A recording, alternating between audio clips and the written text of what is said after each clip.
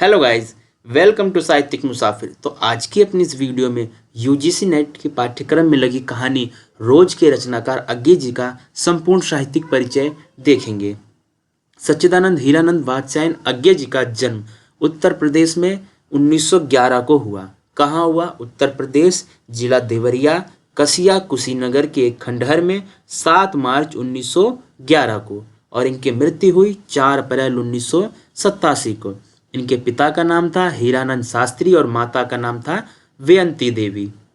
अज्ञे 8 भाई और 2 बहनों में तीसरे स्थान पर थे।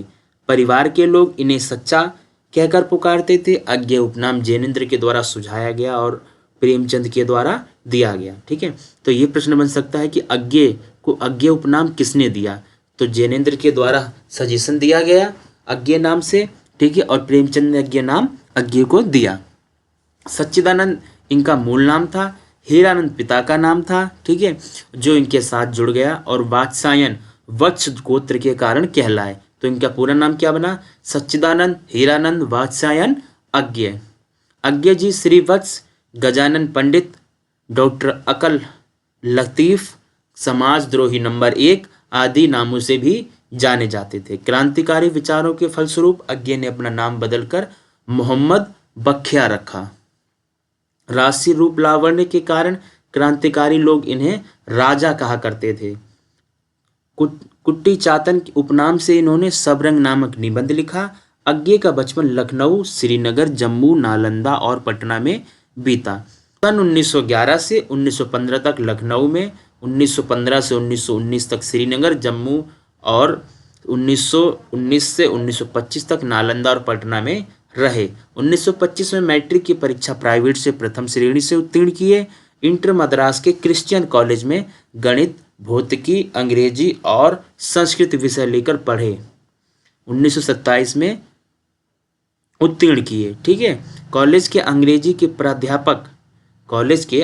के अध्यापक हैंडरसन, जो भारत भक्त भी थे, अज्ञे से बहुत प्रभावित हुए थे। तो प्रश्न ये बन सकता है कि अज्ञे के कौन से टीचर उनसे अधिक प्रभावित थे? तो उनके कॉलेज के अध्यापक थे अंग्रेजी के हैंडरसन, जो भारत भक्त भी थे, वो अज्ञे से बहुत प्रभावित थे।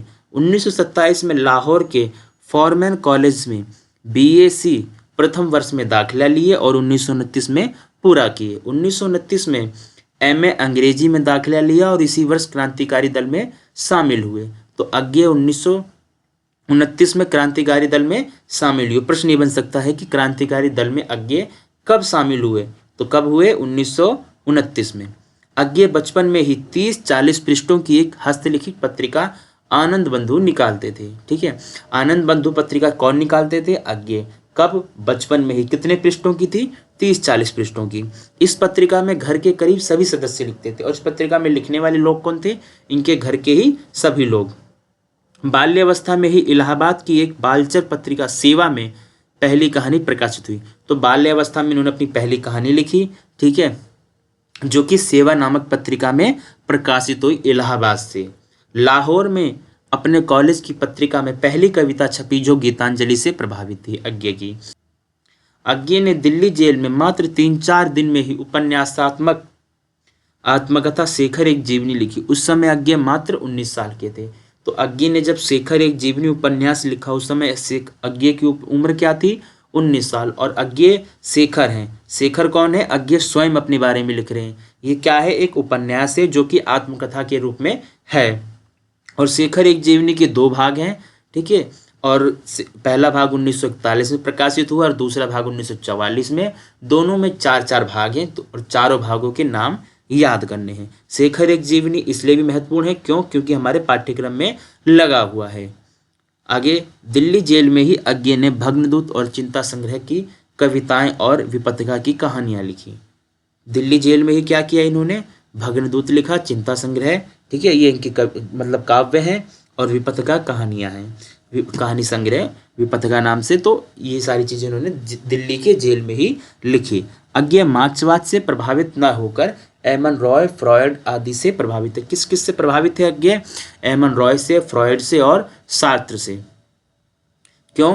क्योंकि अब जब हमने प्रसाद जी का जीवन परिचय देखा था, जयशंकर प्रसाद जी का, तो उसी समय में बात करी थी कि जयशंकर प्रसाद की ही धारा में निकलकर मनोविश्लेषणवादी धारा में अज्ञे, जैनेन्द्र और इलाचंद्र आदि सक्रिय हुए। ठीक है, तो ये फ्रॉयड से अधिक प्रभावित थे। अज्ञे ने सन 1943 में प्रयोगवाद का आरंभ किया और तार सप्तक के संपादकत्व से किया। क्या किया, देखिए 1943 में अज्ञे ने तार सप्तक नामक पत्रिका निकाली, जिसमें 7 कवियों का संकलन था। 7 कवि मिलकर लिखते थे। ठीक है, और उसके संपादक थे अज्ञे, और इसी को प्रयोगवाद की शुरुआत माना जाता है इसी पत्रिका से। ठीक है, तार सप्तक देखिए, तार सप्तक 1943 में निकला। 7 कवियों को रखा गया है इसमें, जिसमें स्वयं अज्ञे भी शामिल हैं। रामविलास शर्मा, गजानन माधव मुक्तिबोध, प्रभाकर माचवे उर्फ बलवंत, नेमी चंद्र जैन, गिरिजा कुमार माथुर और भारत भूषण अग्रवाल। दूसरा तार सप्तक 1951 में आया। इसमें भी 7 कवियों के नाम हैं। देखिए, नाम है शमशेर बहादुर सिंह, भवानी प्रसाद मिश्र, शकुंतला माथुर, हरिनारायण, घनश्याम व्यास, नरेश मेहता, धर्मवीर भारती और रघुवीर सहाय। तीसरा तार सप्तक आया 1959 में। इसमें भी 7 कवि हैं। प्रयाग नारायण त्रिपाठी, मदन वात्सायन, विजय देवनारायण शाही, कुंवर नारायण, सर्वेश्वर दयाल सक्सेना, केदारनाथ सिंह और कीर्ति चौधरी। चौथा तार सप्तक आया 1989 में। इसमें भी 7 कवि हैं। अवधेश कुमार, राजकुमार कुंभज, स्वदेश भारती, नंद किशोर आचार्य, सुमन राजे, श्रीराम वर्मा और राजेंद्र किशोर। अज्ञे की अब रचनाएं देखते हैं। उपन्यास इनका शेखर एक जीवनी, जो हमें अपने पाठ्यक्रम के अनुसार पढ़ना है। 2 भागों में है। 1941 में पहला भाग आया, दूसरा भाग 1944 में आया। दोनों में 4-4 भाग हैं। ठीक है, उन चारों भागों के नाम याद करने हैं। अज्ञे के द्वीप फिर इनका अगला उपन्यास है नदी के द्वीप 1951, अपने अपने जीवनी, अपने अपने अजनबी 1961।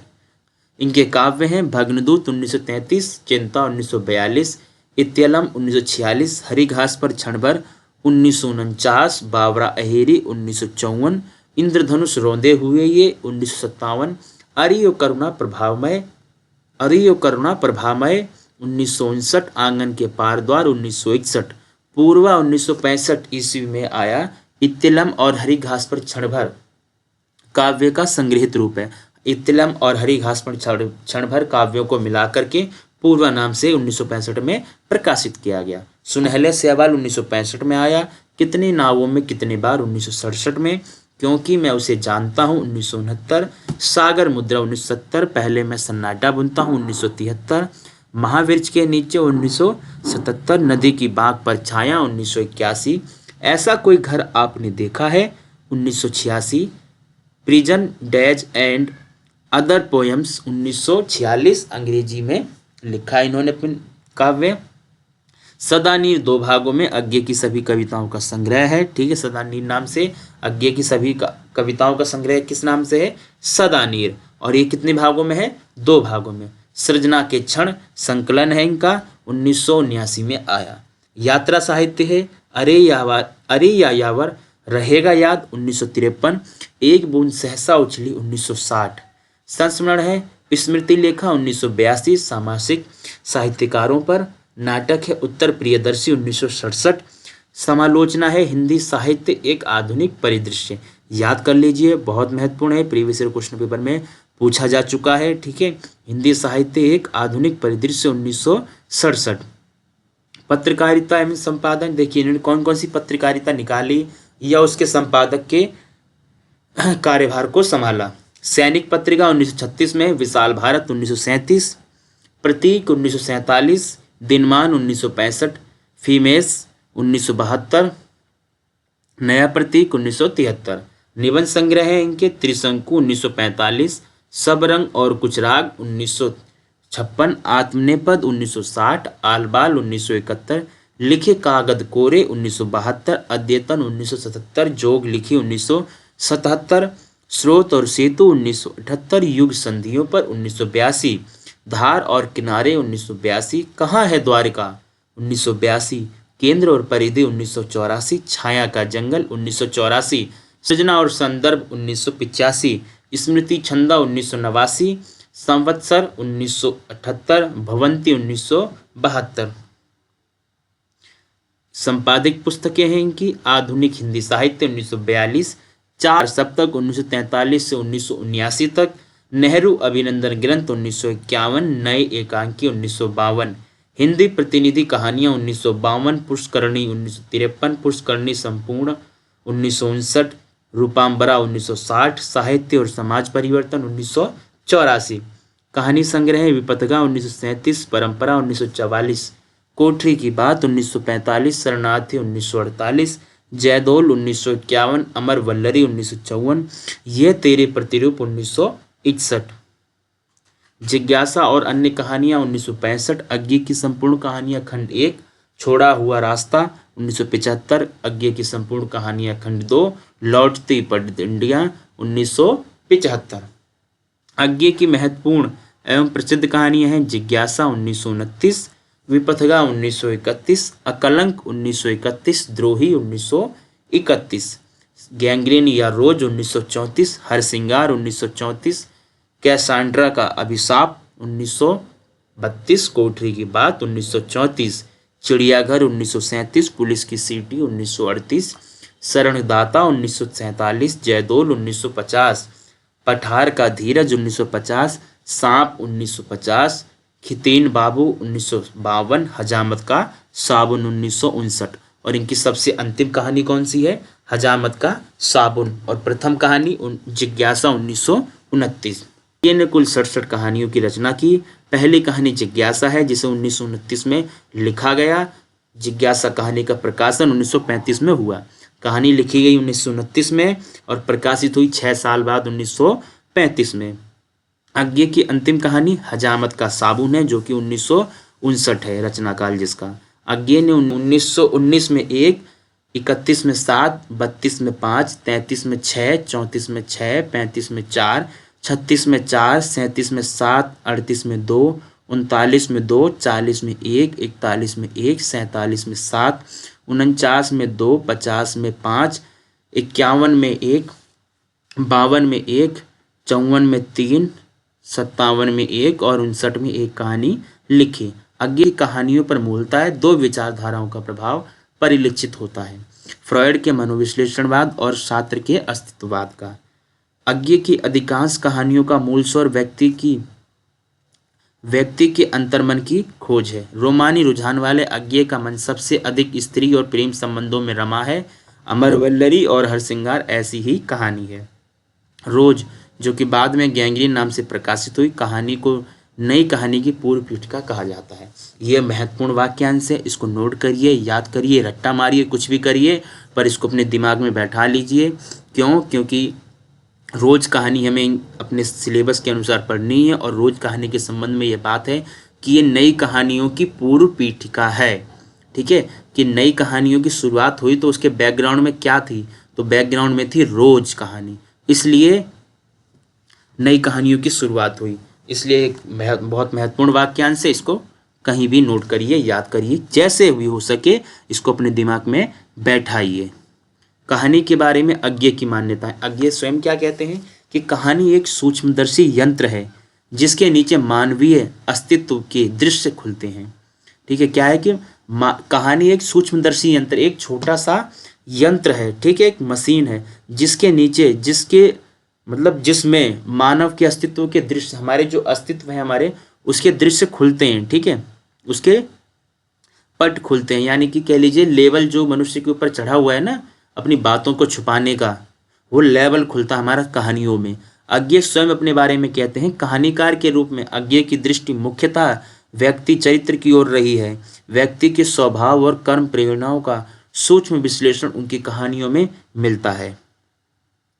कहानी की विशेषताओं के बारे में अज्ञे के कथन लघु कलेवर अथवा शब्द संयम, अंशी की सम्यक व्यंजना के लिए अंश का विवेकपूर्ण चयन, अर्थगर्भ संकेतों की अनुगूंज के द्वारा ज्ञात की परिधि से असीम अज्ञात की गहराई की माप और इस प्रकार क्रमशः अपने भीतर के अव्यक्त को जगाकर उसका सहसा बाहर के रहस्यमय से सहज अंतरंग परिचय करा देना, यही कहानी का अभिष्ट है और इसी में उसकी सफलता है। कहानी की सफलता किसमें है कि अपने भीतर का जो अव्यक्त है, यानी ऐसी भावना जिसको हम व्यक्त नहीं कर सकती, उसको बाहर के रहस्यमय दुनिया से, बाहर की रहस्यमय जो दुनिया है उससे मतलब उसका परिचय करा देना, उसके सामने बता देना, ठीक है, खोल कर रख देना उन चीज़ों को।